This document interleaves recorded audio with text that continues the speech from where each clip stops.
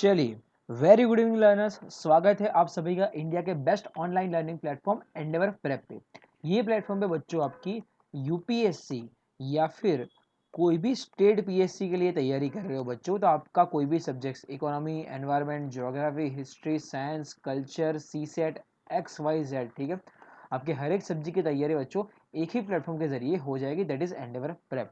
ठीक है, चलिए यही एंडेवर प्रेप की यूट्यूब सीरीज में आप लोगों ने अलग अलग लेक्चर्स देखे होंगे। डेली करंट अफेयर्स की हमारी सीरीज चल रही है। ठीक है, न्यूज़ के जो स्पेशल टॉपिक्स रहते हैं उनका इंडिपेंडेंट सीरीज चल रही है। उसके अलावा इंग्लिश की सीरीज चालू हो गई है। ठीक है, और उसके अलावा मेरी जो सीरीज चल रही है आपकी पीवाईक्यू डिस्कशंस की। ठीक है, कि जो भी 6 मेन सब्जेक्ट है आपके यहाँ पे, ये प्लान आपको ध्यान में होगा, सॉरी ठीक है, ये जो भी आपके 6 मेन सब्जेक्ट्स है, मंडे हम लोग डिस्कस करेंगे बच्चों science, Tuesday every Tuesday discuss करेंगे geography, every Wednesday we will be discussing Indian polity, Thursday के दिन रहेगा इकोनॉमिक्स, फ्राइडे के दिन रहेगा एनवायरनमेंट एंड सैटरडे के दिन रहेगा हिस्ट्री। ठीक है, तो आपकी कोई भी एग्जामिनेशन यूपीएससी बच्चों या फिर स्टेट पीएससी के लिए ये जो 6 मेन सब्जेक्ट है उसकी हम लोग तैयारी करेंगे पीवाईक्यू फॉर्मेट में। ठीक है, और पीवाईक्यू रैंडमली नहीं, हम लोग टॉपिक बाय टॉपिक, ठीक है, टॉपिक बाय टॉपिक के, जैसे कल हिस्ट्री चालू करेंगे तो भाई पहले एंशंट फिर उसके बाद मिडीवल, बाद में मॉडर्न, और एंशंट को भी टॉपिक बाय टॉपिक मैनर में, पहले स्टोन एज, फिर वैदिक एज, सॉरी फिर इंडस वैली, फिर वैदिक एज।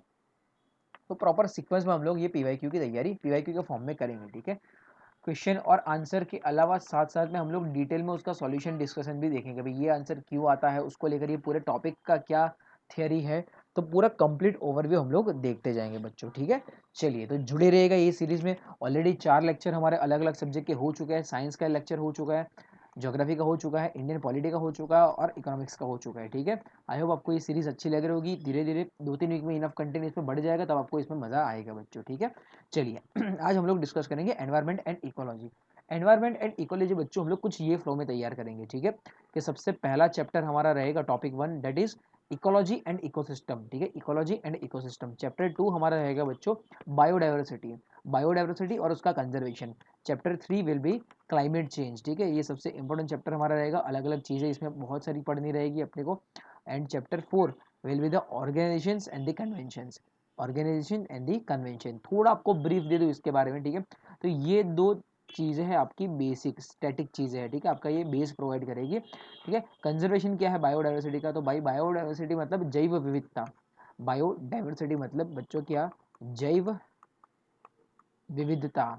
ठीक है, तो जैव विविधता का कंजर्वेशन आपको ध्यान में होगा कि कुछ नेशनल पार्क हम लोग बनाते हैं, वाइल्ड लाइफ सेंचुरी बनाते हैं, बायोस्फीयर रिजर्व बनाते हैं, टाइगर रिजर्व बनाते हैं, एलिफेंट रिजर्व बनाते हैं, तो वो सारा उसका कंजर्वेशन। उसके अलावा अलग अलग नाम सुने होगा आप लोगों ने, प्रोजेक्ट टाइगर, ठीक है, प्रोजेक्ट टाइगर, प्रोजेक्ट एलिफेंट, तो ये सारा उसका कंजर्वेशन का मेथड है। ठीक है, क्लाइमेट चेंज सबसे बड़ा टॉपिक रहेगा हमारा। उसमें दो चीज़ डिस्कस करेंगे कि भाई क्या प्रॉब्लम है क्लाइमेट चेंज की वजह से और उसका क्या सॉल्यूशन है नेशनल और ग्लोबल लेवल पे। ठीक है, तो ये दो मेन मुद्दों की चर्चा यहाँ पे करेंगे। मेन उसके जो प्रॉब्लम है कि भाई ग्रीन हाउस इफेक्ट है, ग्लोबल वार्मिंग है, ठीक है, एसिड रेन है, ओजोन डिप्लेशन है, तो उसके मेन जो 4-5 प्रॉब्लम है along with the waste, along with the waste management, तो ये सारा डिटेल में डिस्कस करेंगे थ्रू पीवाईक्यू फॉर्मेट में एंड उसके सॉल्यूशंस देखेंगे। ठीक है, और लास्ट में है ऑर्गेनाइजेशंस एंड कन्वेंशंस। ठीक है, जैसे एक सिंपल सा एग्जांपल दो कि अभी COP28 हुई थी बच्चों हमारी। ठीक है, COP28 हुई थी।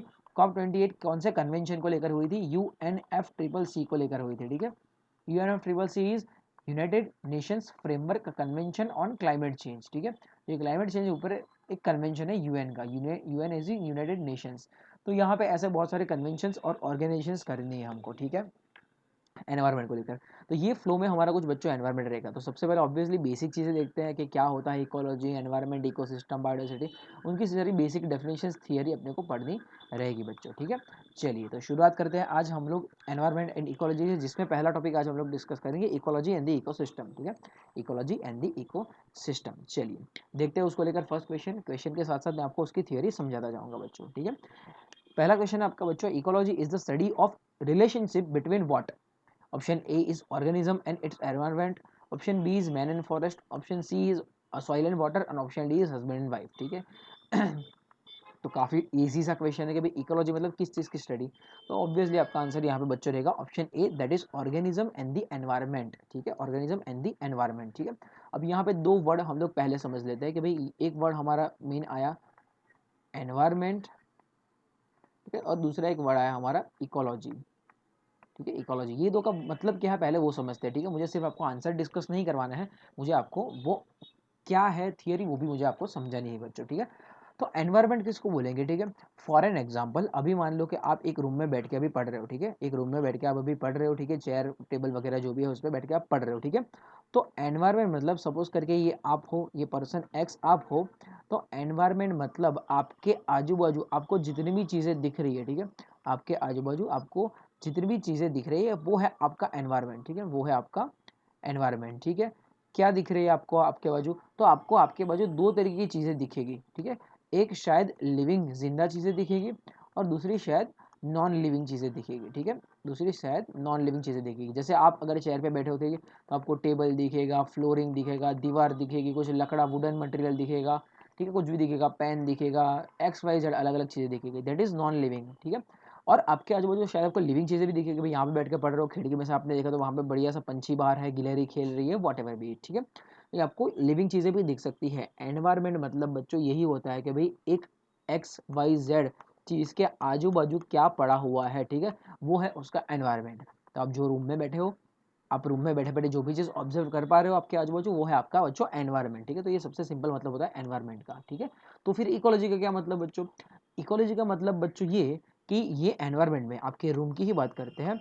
आपके रूम के एनवायरनमेंट में जो ये जो अलग अलग लिविंग और नॉन लिविंग चीज़ें हैं, ठीक है, उसका फंक्शन क्या है वो रूम में, वो एनवायरनमेंट में। ठीक है, सिंपल सा एग्जाम्पल लेते हैं कि भाई आपके रूम में फ़ैन है, ऑब्वियसली अगर ऊपर देखोगे सीलिंग पे फ़ैन लगा हुआ है, तो फैन एक नॉन लिविंग चीज़ है आपके एनवायरनमेंट में, आपके रूम के एनवायरनमेंट की ये नॉन लिविंग चीज़ है।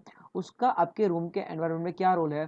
तो हाँ भाई, उसका फ्लो है, उसका रोल है विंड फ्लो करना। ठीक है, उसका कुछ ना कुछ रोल है विंड फ्लो करना। लाइट है, ठीक है, लाइट है या फिर लैम्प है जो भी है, तो उसका क्या रोल है? तो उसका भाई रोल है प्रकाश देना रूम में। ठीक है, तो इन शॉर्ट रूम के एनवायरनमेंट में भले वो नॉन लिविंग चीज़ हो, भले वो लिविंग चीज़ हो, उसका कुछ ना कुछ रोल है वो एनवायरनमेंट में। ठीक है, तो उसका क्या रोल है, कैसे रोल है, किस तरीके से वो अपना रोल प्ले कर रहा है वो एनवायरनमेंट में, उस चीज़ की स्टडी को बोलते हैं बच्चों इकोलॉजी। ठीक है, उस चीज़ की स्टडी को बोलते हैं बच्चों इकोलॉजी। तो ये दो सिंपल वर्ड का मतलब समझिएगा बच्चों। एनवायरनमेंट मतलब एनवायरनमेंट में हम लोगों ने बस बात की कि ये रूम में एक्स वाई जेड चीज़ें मुझे दिख रही है जो नॉन लिविंग है, पी क्यू आर चीज़ें जो मुझे दिख रही है वो लिविंग है, दैट्स इट। यहाँ तक हम लोगों ने बात कर ली कि हाँ भाई ये रूम में है बस। अब जब कोई बंदा बोलेगा इकोलॉजी, तब हम लोग क्या बोलेंगे कि हाँ भाई ये जो एक्स चीज़ रूम में रखी हुई है उसका ये रोल है, वाई चीज़ रखी हुई है उसका ये काम है, जेड चीज़ रखी हुई है उसका ये काम है, पी कुछ मिल रहा है उसका ये काम है, क्यू करके कुछ है उसका ये काम है, आर करके कुछ है इसका ये काम है। मतलब यहाँ पे हम लोग उसके रोल की बात करेंगे कि वो रूम में उसका काम क्या है भाई, तो वो चीज़ को बोला जाएगा इकोलॉजी। ठीक है, वो चीज़ की स्टडी को बोला जाएगा इकोलॉजी। ठीक है, चलिए आई होप आप ये वर्ड इजीली समझ गए होंगे। तो ecology is the study of relationship between obviously organism and the environment. ठीक है, ऑर्गेनिज्म एंड द एनवायरनमेंट सादी भाषा में यहाँ पे लिखा हुआ है बच्चों। चलिए यही ये पूरा मैंने आपको समझाया। ठीक है, इकोलॉजी, इकोलॉजी वर्ड कहाँ से आया? इकोलॉजी पुराने एक ग्रीक वर्ड ओइकोस करके एक वर्ड था, उससे आया है। ठीक है, उसका मतलब यही होता है study of interactions.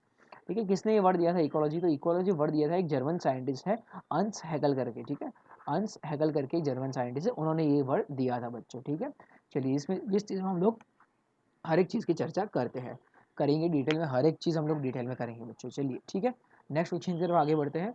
Which one of the following is the best description of the term ecosystem? अब यहाँ पे आपका तीसरा टर्म आया। ठीक है, इकोसिस्टम। ऑप्शन ए, ठीक है, ये क्वेश्चन देखो कितनी बार पूछा गया है बच्चों। Option A, a community of organisms interacting with each other. Option B, that part of earth which is inhabited by living organism. Option C, a community of organisms together with environment in which they live. And option D, flora and fauna of a geographical area. ठीक है, flora and fauna of A geographical area. तो इसमें से ecosystem का मतलब क्या होता है बच्चों? ठीक है, आंसर के लिए मैं आपको बता दूं, इकोसिस्टम का मतलब होता है आंसर सी। ठीक है, आंसर ऑप्शन सी होता है, a community of organism together with the environment which they live. ठीक है, अब डायरेक्टली तो आपको ऑब्वियसली समझ नहीं आएगा बच्चों कि भाई क्या हो गया ये इकोसिस्टम, ऐसा कैसे समझे हम लोग, तो टेंशन नहीं बच्चों। ठीक है, करते हैं। थियरी उसकी कुछ ये है। ठीक है, हम लोगों ने जो इकोलॉजी देखा, ठीक है, हम लोगों ने जो इकोलॉजी या फिर एनवायरनमेंट देखा, वो एनवायरनमेंट का स्ट्रक्चर, ठीक है, वो एनवायरनमेंट का स्ट्रक्चर 6 अलग अलग लेवल्स में बटा हुआ है बच्चों। ठीक है, वो एनवायरनमेंट का स्ट्रक्चर 6 अलग अलग लेवल्स में बटा हुआ है। ठीक है, सबसे पहला लेवल है एनवायरनमेंट का लिविंग इंडिविजुअल। लिविंग इंडिविजुअल मतलब कोई भी स्पीशी, ठीक है, कोई भी स्पीशी का एक सिंगल लिविंग एंटिटी, ठीक है। स्पीशी क्या है बच्चों? स्पीसीज जिसको हिंदी में बोलते हैं प्रजाति, ठीक है, प्रजाति। ये फिश ये एक स्पीशी है, ये ऑक्टोपस ये दूसरी स्पीशी है, ये ब्लैक फिश ये तीसरी स्पीशी है, ये क्रैब चौथी स्पीशी है, ग्रास पांचवी स्पीशी है। यहाँ पे दूसरी टाइप का ग्रास है तो वो छठी स्पीशी है, दूसरी टाइप का कोई अगर ऑक्टोपस है तो ये जेलीफिश है तो वो अलग स्पीशी है। स्पीशी मतलब जिंदा चीजें तो दिख रही है प्रजातियां, ठीक है। ह्यूमन एक अलग स्पीशी है, डॉग एक अलग स्पीशी है, कैट एक अलग स्पीशी है, ठीक है, तोता अलग स्पीशी है, मैना अलग स्पीशी है, ठीक है। चलिए, तो इनको बोलता है प्रजाति। तो कोई भी प्रजाति का एक सिंगल लिविंग एंटिटी, ठीक है। इंसानों की बात करें तो एक अकेला लौता इंसान, सिर्फ आप या फिर सिर्फ मैं अकेला, ठीक है, उसको बोलते हैं। सबसे पहला लेवल होता है स्ट्रक्चर में लिविंग इंडिविजुअल, ठीक है। दूसरा लेवल आता है पॉपुलेशन। दूसरा लेवल आता है पॉपुलेशन। पॉपुलेशन का मतलब क्या? Group of all living individual of same species, ठीक है। तो मतलब अभी मैं एक्स स्पीशी की बात कर रहा हूँ, तो एक्स स्पीशी की जितनी भी जिंदा चीजें अर्थ पे मिल रही है, ठीक है, जितनी भी जिंदा चीजें मिल रही है वो होगी एक्स की पॉपुलेशन। अगर मैं वाई स्पीशी की बात करूँ तो वाई स्पीशी के जितने भी जिंदा ऑर्गन्स, ठीक है, जिंदा ऑर्गेनिजम्स अर्थ में मिल रहे हैं वो होगी वाई पॉपुलेशन, ठीक है। अगर मैं ह्यूमन की बात करूँ, ठीक है, तो जितने भी ह्यूमन आपको अर्थ पे मिल रहे हैं, ठीक है, तो उसको बोलेंगे ह्यूमन पॉपुलेशन। अगर मैं डॉग्स की बात करूँ तो जितने भी डॉग्स आपको मिलेंगे, ठीक है, पूरे अर्थ पे, ठीक है, उसको बोलेंगे डॉग पॉपुलेशन। तो ये होता है पॉपुलेशन, ठीक है। तो obviously species by species population अलग अलग होगा। एक्स का पॉपुलेशन अलग होगा, वाई का अलग होगा, ह्यूमन का अलग होगा, डॉग का अलग होगा, कैट का अलग होगा, लेपर्ड का अलग होगा, तोते का अलग होगा, मैना का अलग होगा, हर चीज का पॉपुलेशन अलग अलग होगा, ठीक है। चलिए, थर्ड लेवल आता है आपका कम्युनिटी। कम्युनिटी में हम लोग किस चीज को जुड़ाएंगे? यहाँ पे आपकी ऑल स्पीशीज आ जाएगी, ठीक है, सारी की सारी स्पीशीज। यहाँ पे हम लोगों ने पॉपुलेशन अलग अलग स्पीशी की बात की, यहाँ पे आपकी सारी स्पीशीज, सारी जितनी भी जिंदा चीजें आपको अर्थ पे दिख रही है, ठीक है, all living entity on a earth, ठीक है, सारी की सारी जिंदा चीजें आ जाएगी आपकी कम्युनिटी में, ठीक है। और आपका फोर्थ लेवल आता है बच्चों इकोसिस्टम, जिसकी हम लोग यहाँ पे चर्चा कर रहे हैं, ठीक है। अब क्या बचा? जिंदा चीजें तो सारी आ गई, ठीक है, तो फिर क्या बचा? तो भाई लिविंग थिंग्स आ गई, पर नॉन लिविंग थिंग्स के बिना काम कैसे चलेगा, ठीक है। तो लिविंग थिंग्स में जब नॉन लिविंग थिंग ऐड हो जाएगी अब, और वो एक दूसरे के साथ इंटरैक्ट करेगी कुछ ना कुछ। सिंपल सा एग्जाम्पल लेते हैं, आप जो रूम में बैठे हो, जो छत पे बैठे हो, जो भी वहाँ कहीं भी, ठीक है, तो आपके रूम में लिविंग एंटिटी के तौर पे आप होंगे, भाई बहन साथ में होंगे, पापा मम्मी साथ में होंगे, ठीक है, दादा दादी साथ में होंगे, कोई भी होगा, ठीक है। तो लिविंग एंटिटी तो सिस्टम में है, पर जब तक नॉन लिविंग एंटिटी मतलब क्या? आप जहाँ पे बैठे हो वो हवा में ऑक्सीजन भी तो है, ठीक है, वो हवा में ऑक्सीजन भी तो है, वो हवा का ऑक्सीजन नॉन लिविंग है, ठीक है, नॉन लिविंग है, वो जिंदा चीज नहीं है, वो उसको हम लोग लेते हैं, इसलिए हम लोग जिंदा है, और हम लोग कार्बन डाइऑक्साइड छोड़ रहे हैं। तो लिविंग और नॉन लिविंग के बीच में जब इंटरेक्शन होगा, जब वो साथ में कुछ ना कुछ वर्किंग करेंगे, तभी आपकी सिस्टम रन करेगी, तभी आपका शरीर चल पाएगा। तो सिस्टम का मतलब ही होता है कि वो चीज़ डायनेमिक है। डायनेमिक मतलब उसमें कुछ ना कुछ काम हो रहा है कंटिन्यूअसली, ठीक है। तो इस चीज़ को बोलेंगे इकोसिस्टम बच्चों, ठीक है, इसको बोलेंगे इकोसिस्टम। कि जब आपकी कम्युनिटी सारी इकट्ठा हो गई एक साइड पर, कम्युनिटी जब नॉन लिविंग थिंग्स के साथ मिलेगी तब कुछ ना कुछ इंटरेक्ट करेगी, तभी आपका सिस्टम चल पाएगा। क्योंकि अर्थ पे ऐसा समझ लो सिर्फ और सिर्फ जिंदा चीज़ें ही अर्थ पे, ऑक्सीजन नहीं है, कार्बन डाइऑक्साइड नहीं है, सॉइल नहीं है, पानी नहीं है, तो फिर क्या? नहीं भाई, जिंदा चीज़ें और जो नॉन लिविंग थिंग्स का उसका इंटरेक्शन होना ज़रूरी है। तो आपका चौथा लेवल बनेगा इकोसिस्टम, पांचवा लेवल आपका बनेगा बायोम, और छठा लेवल बनेगा बायोस्फीयर, ठीक है। बायोस्फीयर मतलब हाइड्रोस्फीयर, एटमोस्फियर और लिथोस्फीयर, हवा पानी जमीन, ठीक है, ये तीनों का कॉम्बिनेशन दैट इज बायोस्फीयर। पृथ्वी का एक ऐसा गोला जहाँ पे बायो मतलब लाइफ होने की संभावनाएं है, ठीक है, ये इसको बोला जाता है बायोस्फीयर। तो पृथ्वी के गोले में एटमोस्फेयर में ऊपर जाओ तो एक हद के बाद आपको जिंदा चीजें नहीं दिखेगी, जमीन के अंदर जाओ तो एक हद के बाद जिंदा चीजें नहीं दिखेगी। तो ये पूरा पट्टा, पृथ्वी के गोले के आजू बाजू ये पूरा पट्टा जहाँ पे लाइफ मिलने की संभावनाएं मैक्सिमम है, ठीक है, उसको बोला जाएगा बायोस्फीयर बच्चों, ठीक है। तो ये 6 लेवल है, ये पांचवा और ये छठा, ये 6 लेवल में से अपने को पूछा है फोर्थ लेवल के बारे में। तो आप इजीली ऑप्शन समझ सकते हो कि भाई इकोसिस्टम को क्या डिफाइन करेगा? A community of organisms together with the environment in which they live. तो बराबर है, कम्युनिटी मतलब जिंदा चीजों की बात आ गई, लिविंग थिंग्स, और टुगेदर विद द एनवायरनमेंट, तो एनवायरनमेंट में ऑब्वियसली नॉन लिविंग थिंग्स भी आएगी, ठीक है। चलिए, तो ये होता है आपका इको सिस्टम। इको सिस्टम ही पूरे के पूरे एनवायरनमेंट का बेसिक फंक्शनल यूनिट है, इकोसिस्टम ही पूरे के पूरे एनवायरनमेंट का बेसिक फंक्शनल यूनिट है बच्चों, ठीक है। ये रन करेगा तो ही सारी चीज़ें रन करेगी, ऐसा है, ठीक है। चलिए, तो यहाँ पे एक बढ़िया सा कंसेप्ट हम लोगों ने समझ लिया, लेवल्स ऑफ एन इकोलॉजी या फिर स्ट्रक्चर ऑफ एन इकोलॉजी। ये 6 लेवल में ये स्ट्रक्चर बटा हुआ है बच्चों, ठीक है। चलिए नेक्स्ट आगे बढ़ते हैं। Which of the following terms described not only the physical space occupied by an organism but also its functional role in the organism, ठीक है। चलिए, तो क्या क्या उसका फंक्शनल रोल भी इंडिकेट करता है, इकोटोन, इकोलॉजिकल नीश, हैबिटेट और होम रेंज, ठीक है। कुछ इसका आंसर बच्चों रहेगा ऑप्शन बी, इकोलॉजिकल नीश, ठीक है। ये दो टर्म समझ लेते हैं, ए और बी, ठीक है। ए और बी टर्म समझ लेते हैं, बाकी का ठीक है, कुछ अभी के लिए मतलब नहीं है, करने वाले बाद में, इसलिए। इकोलॉजिकल नीश मतलब क्या, unique functional role of a species, ठीक है। कोई भी स्पीशी, कोई भी प्रजाति का एकदम यूनिक रोल, ठीक है, एकदम यूनिक रोल। वो कोई भी कॉन्टेक्स्ट में हो सकता है, फूड के कॉन्टेक्स्ट में हो सकता है, वो उसकी रहने की जगह हैबिटेट के कॉन्टेक्स्ट में हो सकता है, ठीक है। वो उसके रिप्रोडक्शन का तरीका, ठीक है, उसके बेसिस पे हो सकता है, कोई भी हो सकता है, ठीक है। सिंपल सा एग्जाम्पल लेता हूँ, पेंगुइन पता होगा आपको, ठीक है। तो पेंगुइन एक ऐसा अकेला लौता बर्ड है जो नॉर्थ पोल, साउथ पोल पे, ठीक है, अकेला विंटर को पूरा का पूरा पार करता है। जनरली विंटर में क्या होता है कि अगर ये नॉर्थ पोल है, ये साउथ पोल है, विंटर के टाइम पे चीज़ें नीचे आ जाती है, ठीक है, जिंदा चीज़ें नीचे आ जाती है, यहाँ का हार्श कोल्ड एनवायरनमेंट सह नहीं पाते। पेंगुइन अकेला ऐसा पंछी है जो सहन करता है, तो ये उसकी हैबिटेट निश है, ठीक है, ये उसकी हैबिटेट। तो उसका रहन सहन का तरीका बाकी सबसे यूनिक है, उसका जैसा तरीका और कोई नहीं अपनाता, ठीक है। तो इसका मतलब होता है बच्चों इकोलॉजिकल नीश, ठीक है। ऐसे ही आपको एक और एग्जांपल दो, खोजिएगा टार्डीग्रेड, ठीक है। ये नाम शायद सुना होगा, टार्डीग्रेड, ठीक है। टार्डीग्रेड एक अकेला लौता ऐसा जानवर है जो कहीं भी, ठीक है, कहीं भी एनीवेयर जिंदा रह सकता है। उसको स्पेस में डाल दो, उसको ड्राइस्ट डेजर्ट में डाल दो, उसको पानी में गहराई में डाल दो, प्रेशर के अंदर उसको ठंडी से ठंडी जगह पे डाल दो, वो हर जगह पे जी जाएगा, ऐसा है, ठीक है। तो उसका सर्वाइवल का फीचर, उसका सर्वाइवल, उसका हैबिटेट बहुत ही ज़्यादा यूनिक है, ऐसा है। इतनी सारी जगह पे तो और कोई जीव जिंदा नहीं रह सकता बच्चों, ठीक है। चलिए, तो ये होता है आपका इकोलॉजिकल नीश, कोई भी स्पीशी का यूनिक रोल। यूनिक रोल मतलब और किसी के जैसा वो नहीं होगा, ठीक है। और दूसरा समझते हैं हम लोग इकोटोन। इकोटोन का क्या मतलब होता है बच्चों, कि जैसे यहाँ पर हम लोगों ने इकोसिस्टम किया, ठीक है। अब ये जो इकोसिस्टम है वो अलग अलग वेराइटी के बेसिस पे अलग अलग इकोसिस्टम बनेगा। ऑब्वियसली हर एक जगह पे एनिमल सेम तो नहीं होने वाले, सेम हर एक जगह पे प्लांट सेम नहीं होने वाले, हर एक जगह पे सॉइल सेम नहीं होगी, हर एक जगह पे टेम्परेचर सेम नहीं होगा। तो ये सारी चीज़ें हर एक जगह पे अलग अलग होगी। तो जैसे जैसे अलग अलग पड़ेगी ये सारी चीज़ें, वैसे वैसे अपना इकोसिस्टम भी अलग अलग बनेगा बच्चों, ठीक है। वैसे वैसे अपना इकोसिस्टम भी अलग अलग बनेगा। तो इकोटोन मतलब क्या, कि यहाँ पे एक्स इकोसिस्टम है, यहाँ पे वाई इकोसिस्टम है, ठीक है, यहाँ पे वाई इकोसिस्टम है। तो इन दोनों के बीच की बाउंड्री वाले रीजन को बोलते हैं इकोटोन, ठीक है। इन दोनों की बाउंड्री वाले रीजन को बोलते हैं इकोटोन बच्चों, ठीक है। चलिए, ये एक चीज़ ध्यान में रखिएगा, इकोटोन क्या होता है।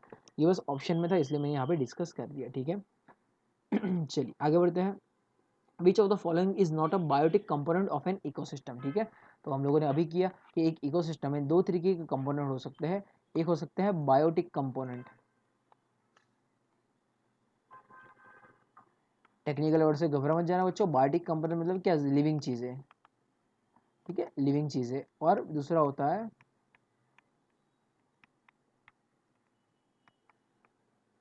नॉन बायोटिक या फिर एबायोटिक,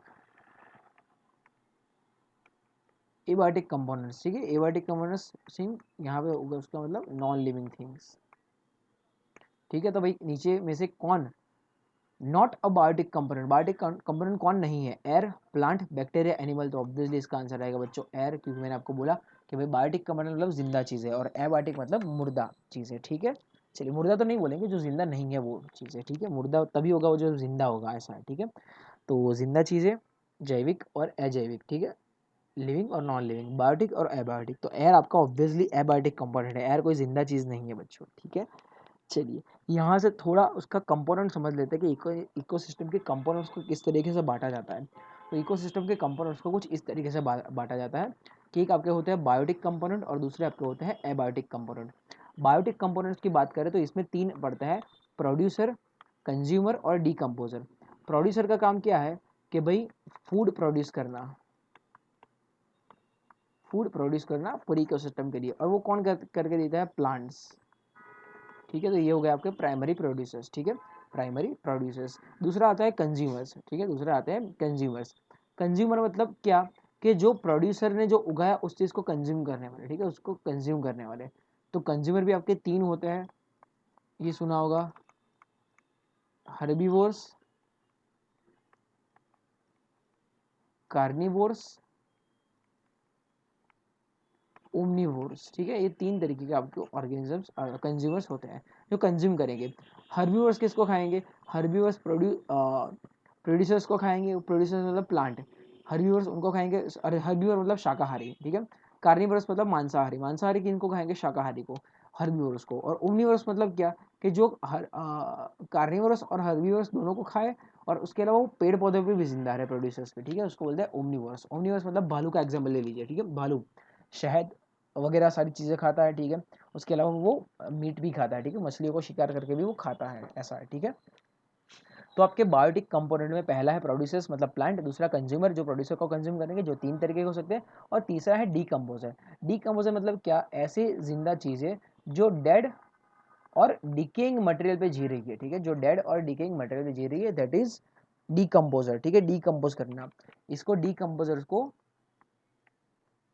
सेफ्रोट्रॉप्स भी बोलते हैं। ठीक है, सेफ्रोट्रॉप्स भी बोलते हैं बच्चों। ठीक है, चलिए, तो ये ध्यान में रखिएगा। तो ये हो गया आपके बायोटिक कंपोनेंट्स। दूसरी बात करें एबायोटिक कंपोनेंट्स, तो एबायोटिक कंपोनेंट्स मतलब नॉन लिविंग थिंग्स। ठीक है, एबायोटिक कंपोनेंट मतलब non living things. Non living thing में क्या आएगा, air, water, wind, soil, temperature, rainfall, हर एक आएगा, अर्थ का रोटेशन, रिवोल्यूशन। ठीक है, डिस्टेंस फ्रॉम द सन, हर एक चीज़ यहाँ पे आपकी आएगी। ठीक है, एबायोटिक कंपोनेंट में। ठीक है, चलिए, तो ये ध्यान में रखिएगा, इकोसिस्टम के कंपोनेंट्स बच्चों खास ध्यान में रखिएगा। ठीक है, तो यहाँ पे आप ऑब्वियसली आपका क्वेश्चन काफ़ी इजी था कि भाई कौन एबायोटिक कंपोनेंट है या फिर कौन बायोटिक कंपोनेंट नहीं है, वो पूछा था। ठीक है, तो ऑब्वियसली आपका एयर बायोटिक कंपोनेंट नहीं है, एयर एबायोटिक मतलब नॉन लिविंग कंपोनेंट है। ठीक है, यहाँ पे एग्जाम्पल दिया हुआ है, वही हम लोगों ने डिटेल में समझा यहाँ पे। ठीक है, तो उसके कंपोनेंट्स ध्यान में रखिएगा बच्चों इकोसिस्टम के। ठीक है, चलिए आगे बढ़ते हैं। Concerning the food chain in the ecosystem, which of the following kind of organism is or a decomposer और organisms। ठीक है, चलिए, तो डीकम्पोजर कौन है नीचे में से, वो पूछा गया है। ठीक है, डीकम्पोजर मतलब क्या, मैंने आपको अभी क्या बोला कि डीकम्पोजर मतलब जो डेड और डिकेइंग सड़ी गली चीज़ों पे पनपते हैं, वो डेड और डिकेइंग मेटेरियल पे जो पनपते हैं वो होते हैं आपके डीकम्पोजर। डीकम्पोजर को सेफ्रोट्रोप्स भी बोला जाता है। ठीक है, और उसके अलावा उनको डेट्रीवोरस भी बोला जाता है बच्चों। ठीक है, तो वायरस वायरस आपके कुछ नहीं है। ठीक है, ना डीकम्पोजर है ना डेट्रीवोरस है, कुछ नहीं है। ठीक है, virus kind of non living चीज़ होती है, जब उसको होस्ट बॉडी मिलेगा। ठीक है, आपका एनिमल का किसी का भी होस्ट बॉडी मिलेगा तभी वो एक्टिव होगा। फंगी ऑब्वियसली डीकम्पोजर है। ठीक है, ब्रेड अगर घर पे पड़ा हो, ब्रेड या फिर रोटी, ठीक है, वो सड़ रहा हो तो उस पर फंगस होती है, देखा होगा आप लोगों ने। ठीक है, तो फंगस, बैक्टीरिया, बैक्टीरिया भी आपके डीकम्पोजर्स है। ठीक है, वो भी आपके डीकम्पोजर्स है। ठीक है, चलिए, तो यहाँ पे आपका ऑप्शन रहेगा option B, that is 2 and 3। Option B आपका रहेगा 2 एंड 3। ठीक है, कि भाई फंगी और बैक्टीरिया आपके डीकम्पोजर्स या फिर डेट्रीवोरस है, सड़ी गली चीज़ों पे पनपते हैं, ऐसा है। ठीक है, चलिए बच्चों, तो ये फैक्ट ध्यान में रखिएगा। अभी हम लोगों ने इसका तो डिस्कस कर लिया कि भाई क्या होता है डीकम्पोजर्स।